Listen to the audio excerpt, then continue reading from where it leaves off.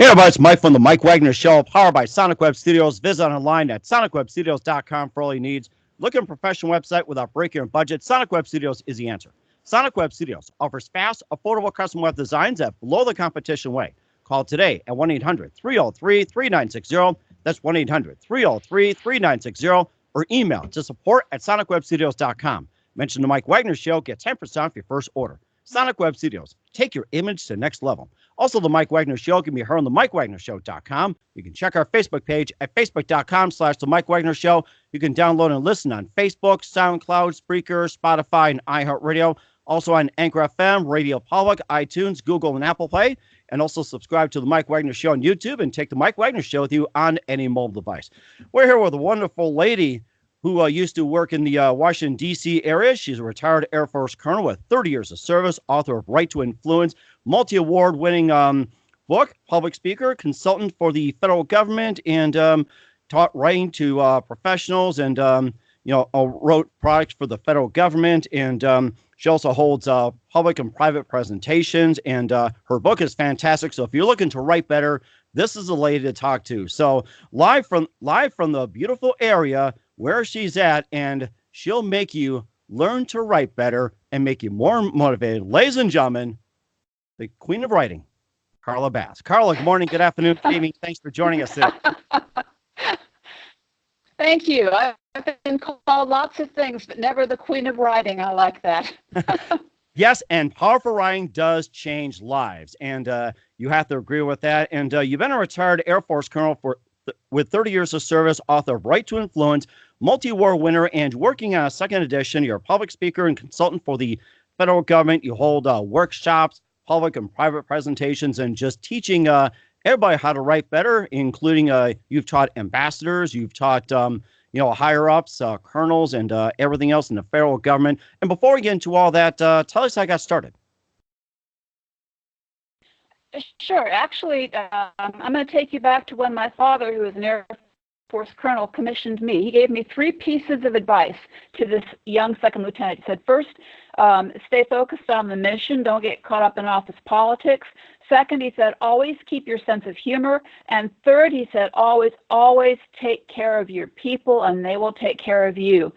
So, with all of that in mind, as a lieutenant colonel, I commanded a squadron of 480 wonderful young people in Hawaii. At that point, it was the most losing unit in the statewide quarterly and professional awards, not because these kids didn't deserve it, but because the supervisors above them could not write winning nomination packages.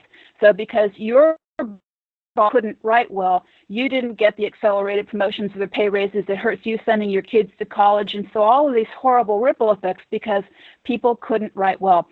So I took 3 days vacation. I sequestered myself in a cabin, analyzed writing, developed a little tiny handbook, taught my guys how to write, and we started sweeping the awards. That's Nice. where I realized that powerful writing changes lives. Then the other units in the island, they came and asked if I would teach them also. And of course I did. But what shocked the heck out of me was that the vacuous need. I ended up, wherever I went in subsequent assignments, I ended up teaching my word sculpting, is what I called it then, word sculpting techniques to thousands of people for the next 15 years. And that was before Facebook and Twitter and all of the social media. And so we need to know those writing methodologies more now than we did ever before. That's amazing too. And of course, with your writing skills and everything, did you teach yourself how to write very efficiently, or we like had these gifts and everything, or was it just like you just had this just natural interest in writing, or you just had to work your way up? Part of it is hereditary. My father was an Air Force colonel, and years later, generals would come up to me after he had passed and explain that I had no idea how many careers he furthered because he was able to help manipulate and bring stories out. My mother herself was a 2-time published author, so part of it's hereditary. when I was a second lieutenant, I was I wrote daily briefings for the director of the National Security Agency.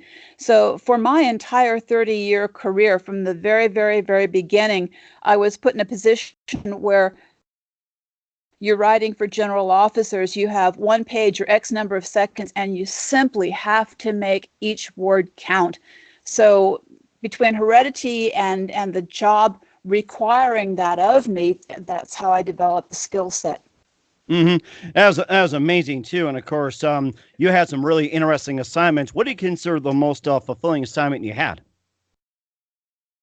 The one in Hawaii, and it's only because that was such a life changer for me, because I was able to propel the careers of so many people.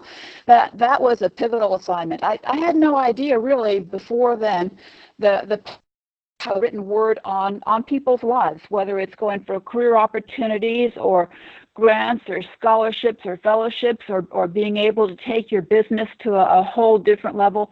I just wasn't aware of that. I think that the next fascinating job would have been Bulgaria. Oh, Bulgaria, that's interesting. And let's talk about Bulgaria. It sounds like an interesting country. Fascinating. It's the size of, I think they said size of Tennessee, but the culture goes back 6,000 years. I was assigned to the embassy there, and that was just a wonderful assignment. And of course, you also had some fascinating assignments as well too. And let's talk about that. Well, those are the biggies. I mean, I was group commander at National Security Agency. I had 2,800 folks for whom I was responsible, and of course, there's a lot of awards and performance reports. I developed a lot of classes, professional development classes for the senior NCOs, for the airmen, and of course, wherever I went, I taught the word sculpting and the writing methodologies. That's amazing too. And let's talk about your book in just a minute here, Right to Influence. You listen to the Mike Wagner Show at themikewagnershow.com, powered by Sonic Web Studios. Visit online at sonicwebstudios.com for all your needs. Looking for a professional website without breaking your budget? Sonic Web Studios is the answer. Sonic Web Studios offers fast, affordable custom web designs at below the competition way. Call today at 1-800-303-3960. That's 1-800-303-3960. Or email to support@sonicwebstudios.com. Mention the Mike Wagner Show. Get 10% off your first order. Sonic Web Studios. Take your image to the next level. Also, the Mike Wagner Show can be heard on the MikeWagnerShow.com. You can check our Facebook page at facebook.com/The Mike Wagner Show. You can download and listen on Facebook, SoundCloud, Spreaker, Spotify, and iHeartRadio. Also on Anchor FM, Radio Public, iTunes, Google, and Apple Play. Also, watch the Mike Wagner Show on the YouTube channel and take the Mike Wagner Show with you on any mobile device. We're here with author Carla Bass. She's a retired Air Force colonel with 30 years of service. She's the author of Right to Influence, who's won numerous awards. And let's talk about some of the awards you won, too. And also, you have the second edition of the book out. Sounds fascinating. Oh, very much. I premiered the second edition. It actually debuted at the American Library Association's annual convention here in D.C. in the end of June. So it's off and running. I'm so excited about the second edition. So what's different between the first and second? When the first edition came out, I immediately began teaching the workshops for government agencies, for corporate clients, for private individuals. I teach at libraries, just NGOs. And all of the material that I developed for those various workshops over the intervening 2 years, I took all that material and incorporated it into the second edition. So now there are brand new chapters in there, and here's how you write an elevator speech. Here's how you write the essay for college applications. There's one on writing submissions for grants. So it's basically taking all of the writing techniques and strategies and methodologies and applying them to those very specific products. That was amazing too. And what are some of the chapters in the first book that's like highly essential? You talked about the grants. You talked about like with the elevator speeches and everything else. Maybe some tips in there, like say how to get a job or how to get into school, or even say I'm just trying to think of some of the other letters. Just simple business letter and sales and everything else. So maybe just hit upon some of the chapters and what are some of the tips that's recommended, especially the most common ones. Sure. The chapters that I just mentioned are additive to or in addition to the chapters that were in the first book. So there's also chapters in there on resumes, on writing briefings. What else? Just off the top of my head, I can't think of anything else. But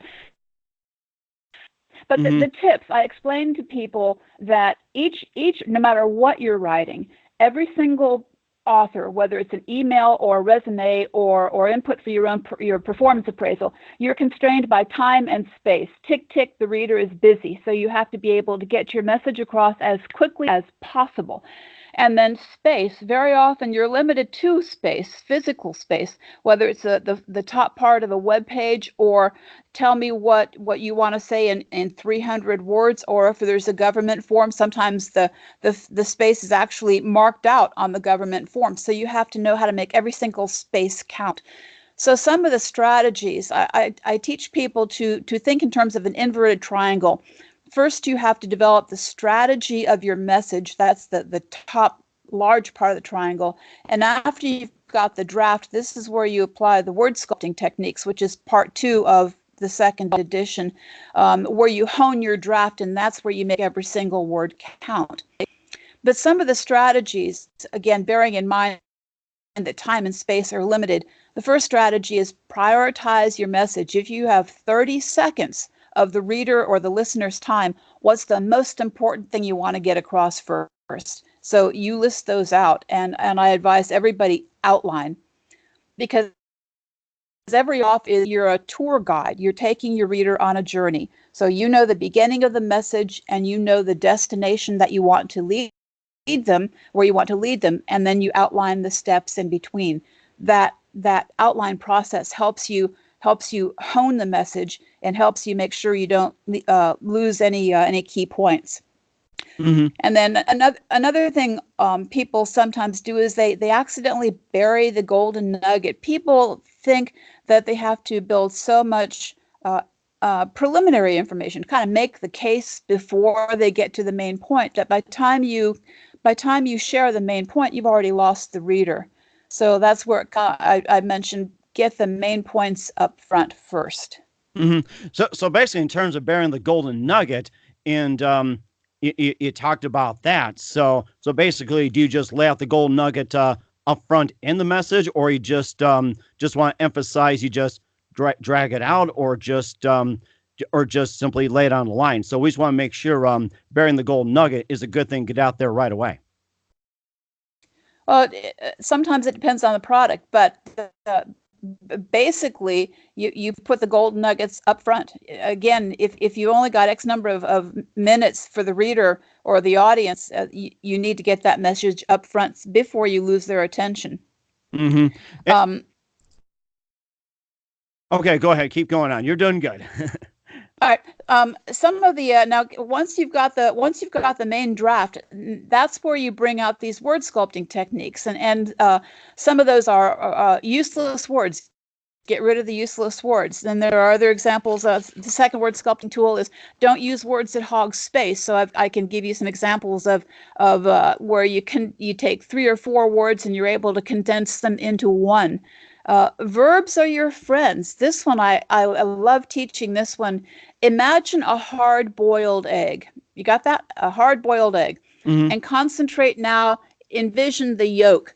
The yolk is the verb. The white stuff surrounding it is the bureaucratic blather that very often in corporate and business and government writing, we bury the verbs in unnecessary words, such as arrive at a solution to a problem. Well, you just resolve the problem. You don't have to arrive at a solution to it. Or provide answers. Don't provide answers, just answer. Need to have a discussion with. We need to discuss. So those are just a couple of tips on how you go from fat writing down to skinny writing. Amazing, too. I'm glad you wrote that up and are brought to our attention. And what are some of the other bureaucratic phrases that you see very often? on a national basis, on a daily basis, on a monthly basis. That is all. Just listen to any of the major newscasters, you'll hear that. And instead of saying on a monthly basis, just say monthly. On a daily basis, daily. So there's all sorts of ways you can trim this excess verbiage, and that's so important when you get back to that time and space matters. And another one, now this falls in the useless words category, provide with. It doesn't sound so very important, but if you're into a writing situation where literally every single space counts, the word with is completely extraneous. I provide you the opportunity, you provide me the platform to address your readers. You don't have to provide with. So again, it's a nuance, but those little nuances truly add up and make a big difference. Mm-hmm. So it's learning how to wield it. Mm-hmm. And also, too, what do you think about, the current administration as well, too? You think there's a lot of bureaucratic, waste when it comes to phrases and everything, or you think it has trimmed down the current administration? I'm sorry, ask that again. Oh, okay. You talked about you worked with the federal government, you work products and everything else. So I was want to ask is too, like with today's federal government, do you think there's a lot of bureaucratic phrases out there, or do you think they've eliminated it, or are they currently working on it right now? Oh no, the bureaucratic blather, as I put it, it's been around for a very, very long time. It's Mm-hmm. if anything, it's gotten worse. When you and I were in school, I think the education system was quite good at teaching grammar and writing and so forth. And I think our academic system, no dings on the teachers, they are heroes and heroines. But I think our academic structure has backed off from imparting that kind of knowledge. So when kids come even out of grad school, they're still writing fat, and that handicaps them because the employers nowadays, I mean, everybody, once you're in this environment, you have to make those words count. Seconds matter, and students, they're given the assignment, write a 5,000 word paper, and the instinctive response is a little bit of meat, a lot of fat, and I can make that mark. Except that's teaching them exactly the wrong habit. And so they don't know how to write with focus and precision when they graduate. And that hurts them too. When it comes time to submitting input for your personal appraisal, people don't like doing that. It's not very pleasant, but you're given X number of spaces or X number of words. You have to know how to identify and convey as much information about what you did and get the credit for it as possible on that space. But if you don't know how to add the details to make the story sing, or if you fill that valuable space with so many useless words, you're truly hurting your. Mm-hmm. And he also talked lesson that I learned back at the.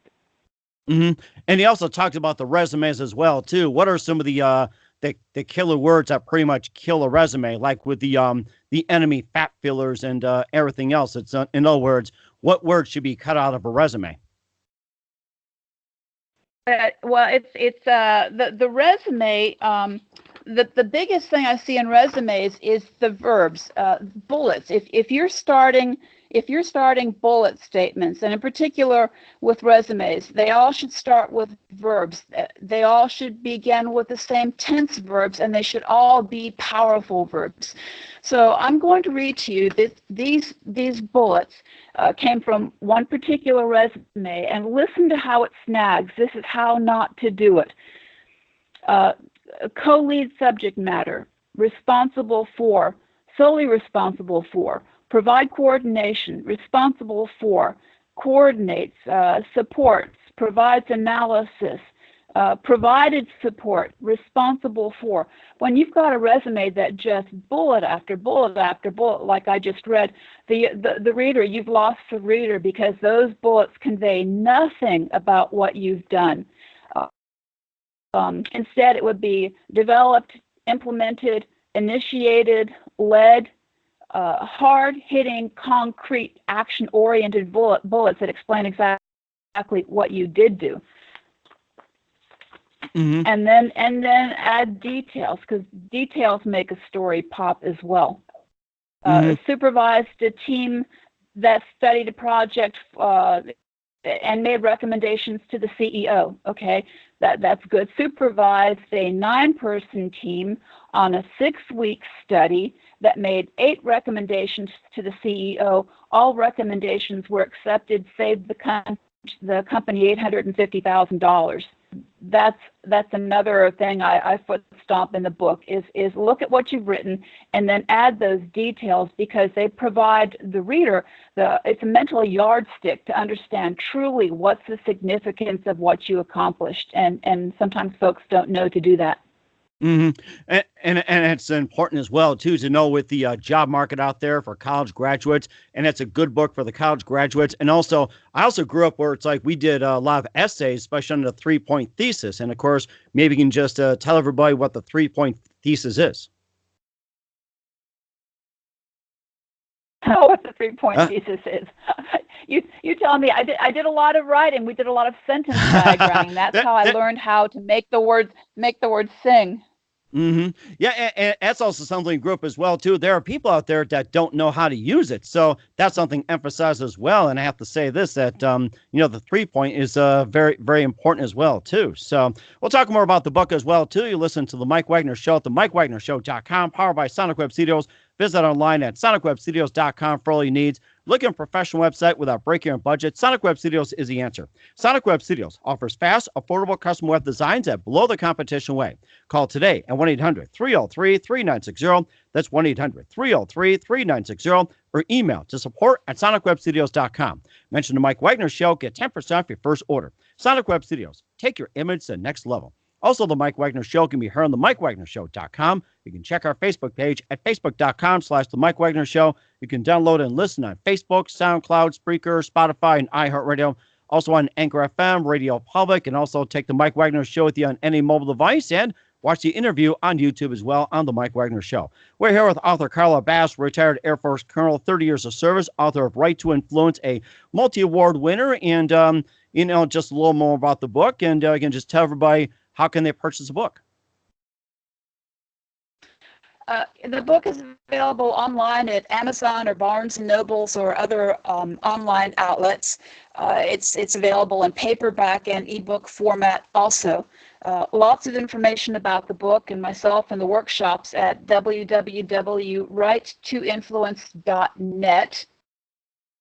And it's, I love this thing. People stop me in the hallways and they say, Colonel Bass, if it hadn't been for, I wouldn't have been able to. So this stuff really does change lives, and it's also a lifeblood for effective businesses as well. That was amazing as well too. And of course, you also hold workshops as well too. And if you and if you're on tour and everything, when's your next workshops if you travel throughout the U.S.? Well, I'm teaching a 2-day workshop in Chicago for a corporate client in the end of October. July, I was on the road a great deal. I support the U.S. Geological Survey, and I gave 2 full-day workshops for them. And then New York also, I was in New York City for giving a 2-day workshop there. I do a lot of 1-hour workshops locally. So I'm pretty, and all of this is on my personal time. I still work for the federal government. So everything I do with Right to Influence is truly a labor of love, and it's all on my vacation time. And I don't begrudge that at all. And that's amazing as well too. And of course, we talk about writing and how to influence. Who do you consider your favorite writers and authors? Daniel Silva, with not that I have a whole lot of time to read, but he's in the spy genre, and that man can cram so much feeling, so much meaning into a single sentence.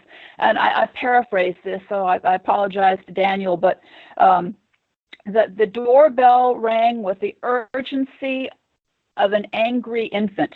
I mean, just think about the sound that an angry infant, just 4 or 5 words. And it's like, oh my God, that's so good. So I appreciate who can infuse so much meaning into so few So Daniel Silva is my hero in the fictional world.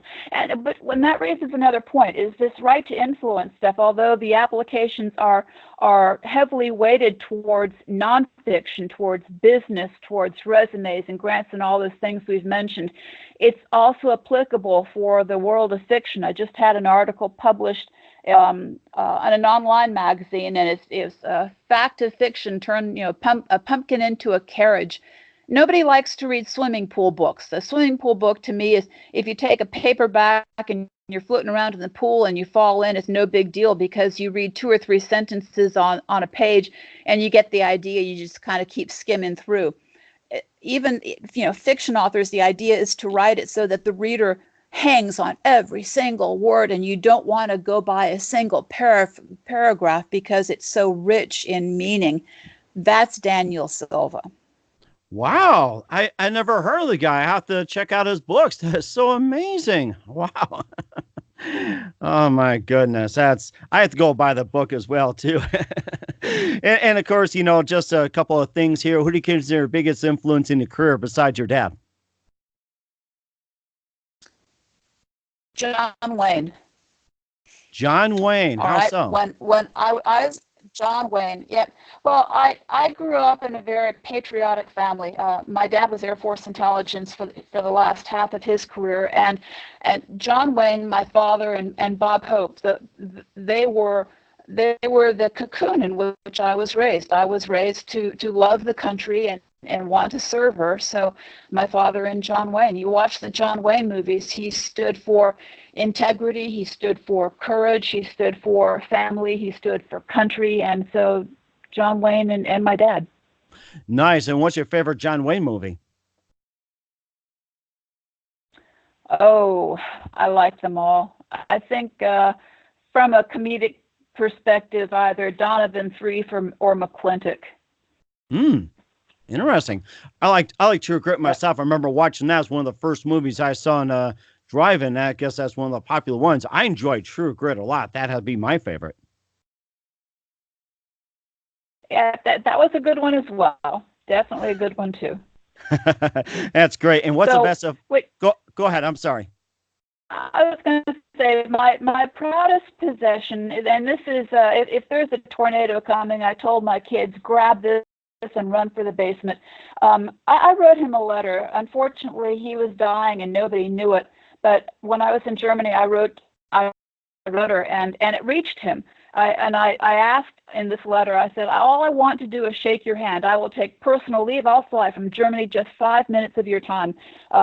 What I received in response, though, from his personal secretary was a signed photograph. Dear Carla, good luck, John Wayne. So I've got that framed and hanging behind a flag downstairs in my family room here. And I told the kids that if ever there's a tornado or something, grab that photograph, head for the basement, because everything else in the house the insurance will cover, but not that Dear Carla, good luck, John Wayne photo. Oh my gosh, it makes me want to get a hold of a John Wayne. That's great. And what's the best advice you can give to anybody at this point? Get the book, but not because I'm trying to sell the books. It's because if you can learn how to leverage words to your own advantage, it opens doors to opportunity for a lifetime. So whether you're the private business owner trying to further your business, or the high school kid trying to write that first resume from soup to nuts, this is life-changing stuff. It's a life skill, and that's it. It's learn how to write powerfully. It opens doors. Yes, and powerful writing does change lives, and it can yours change too. And Carla, just want to say a big thank you for your time. You've been fantastic, and I'm ready to get out there and write as well too. Purchase a book, and once again, what's your upcoming projects? What's your website? How do people contact you, and where can they purchase a book? Okay, thank you. The book is on Amazon and Barnes and Nobles and several other outlets. It's in paperback and ebook. The second edition, I emphasize the second edition because that's got so much additional information. So check out the second edition. The website is www.writetoinfluence.net. you can email me at Carla, C-A-R-L-A, at right2influence.net. I teach workshops that go anywhere from 1 hour to 2 full days for corporate, for academic, for private business, for NGOs. And this is a calling. I mean, the comments I get from everybody, it's the wind behind my sails. This is what I love to do now, is help others help themselves. That is amazing. Carl, just want to say a big thank you for your time. You've been fantastic. I learned a lot from you. And please do everybody a favor, keep us up to date. Look forward to having you on back again soon. Thank you very, very much.